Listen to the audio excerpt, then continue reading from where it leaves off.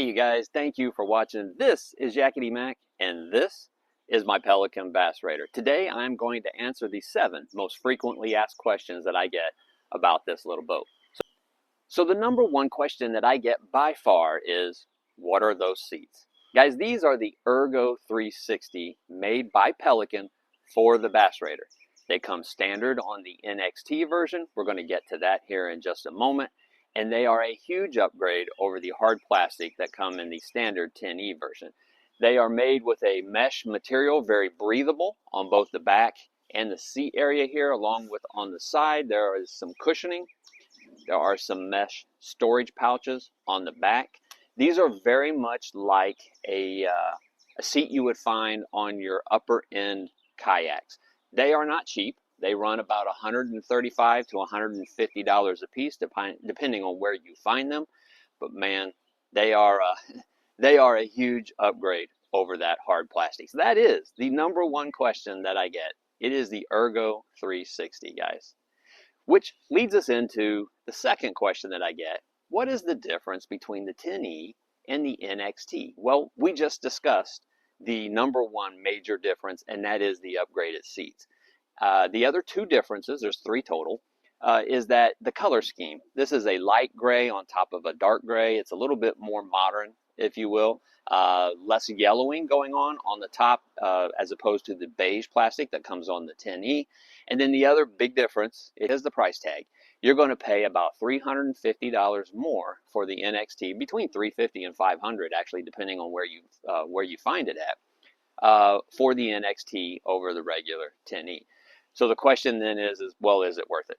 Well, I can tell you this much. I didn't pay full price for mine.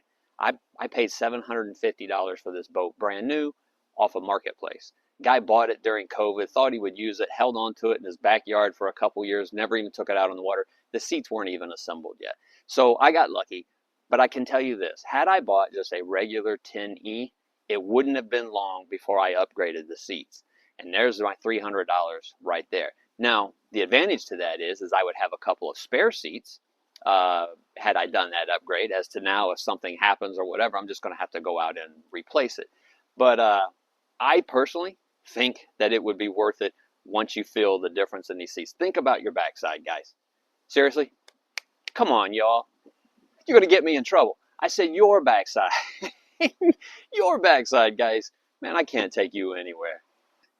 So guys, the third most frequently asked question that I get is, what battery is that?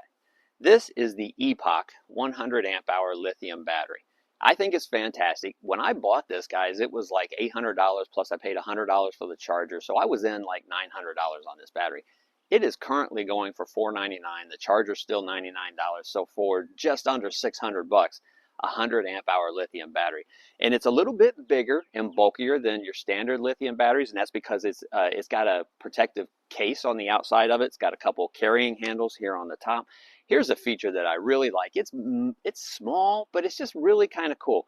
If you look here, you can see where there is a cord that plugs into the side of it. It is a 10-foot long cord, and I've run that cord underneath my floorboard up here to the front, where there is a battery meter. So you can have the battery in one area of the boat, but have your strength meter somewhere else. I also like the fact that there is an app with this, and you can see here, you simply open up the app, turn the battery on, find the battery, and then it shows you all the details. So let's say it's been a month or maybe even 2 months before you've been out on the water, and you don't remember when you got back if you put the battery on the charger or not, or you don't remember how long you were out there or how much juice you might have used. Just log into the app and it tells you exactly what you need to, how much power you've got left. So the Epoch 100 amp hour lithium battery is your answer to most frequently asked question number 3. So another question I get asked a lot was, how does it handle wind? And guys, not good. Look, I put a rudder on the back of it, and I've got a link to that down in the description. Guys, in fact, anything that I talk about on this boat that I've made a separate video on, I will post a link in the description below so you can check that out if you want to. Wind is not the friend of this boat. It just isn't. It sits up kind of high. It's very light. Wind and strong current can really make things kind of aggravating on this boat. Now, you can reduce some You can reduce it significantly actually by adding a rudder to the back. And it has helped out a lot, but wind is still very aggravating. So I get asked a lot, well, how do you store the boat? Well, just as you see it here, on the trailer, outside, right side up, just like this here. I'm going to talk in a moment. Another question that I get asked about is what cover is that? But I store it on the trailer, and I love having it on a trailer. And I know not everyone has that luxury, but it keeps it right here waist high, so I can prep it up and put things in it, take things out of it, clean it really easily. I like having it on the trailer at all times. So the cover, guys, don't skimp on the cover because you don't want water in this boat. The cover that I use is from Carver Covercraft. I learned about them while researching quality covers for my kayak. And man, once I had that for about a year before I got this, I knew that's exactly what I was going to get for this boat. And they make them designed to fit this boat. You can get two different kinds. One is designed to fit it like it is. One is designed to fit it with a gas motor on the back of it. So if you do end up putting a gas motor on yours, which way? That way. Then they also make a cover that will fit over that. So check those guys out if you're looking for a quality cover. You're going to spend a little bit more. You always spend a little bit more for quality, but trust me, you're going to love not having water inside of this boat.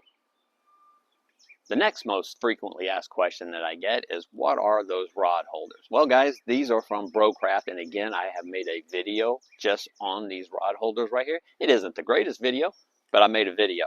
It holds 4 rods. That's plenty enough for me and a guest, 2 rods each when we go out. If I do take this out by myself, then I use all 4 spots for my own rods.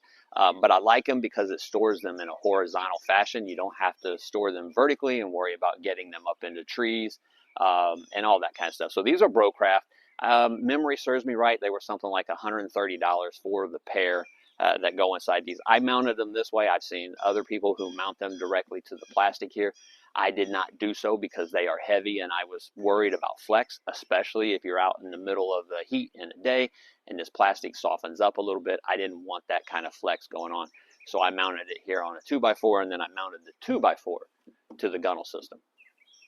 So then, guys, the last question that I get asked sometimes is, what is your least favorite thing about this boat? And it's a tie. It's a tie. We've already discussed one of them, which was how it handles in the wind and strong current.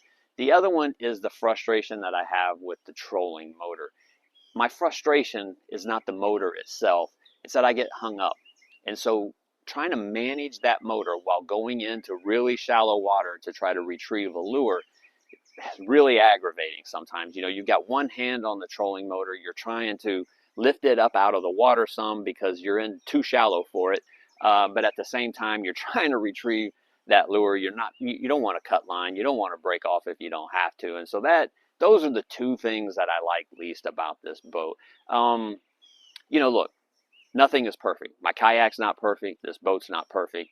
But those 2 things I do find rather aggravating. But, you know, on the flip side of it, the thing I love about it is being able to take people with me and being able to fellowship and conversate for a day out on the water. So it's not a deal breaker, but it is my least favorite thing about this boat.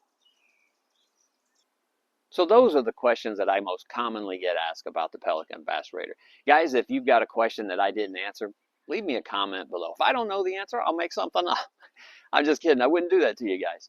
But no, seriously, if there's something that you want to know, leave me a comment and I'll answer your question. Do me a favor, guys. Hit that thumbs up. Like this video. That's just kind of a cool thing to do. Subscribe. That would be really cool. Share this video and leave me a comment. Just let me know what you think. Appreciate you hanging out with me today, guys. And again, anything you want to know, let me know. And hey, make sure you take time to get outside and play.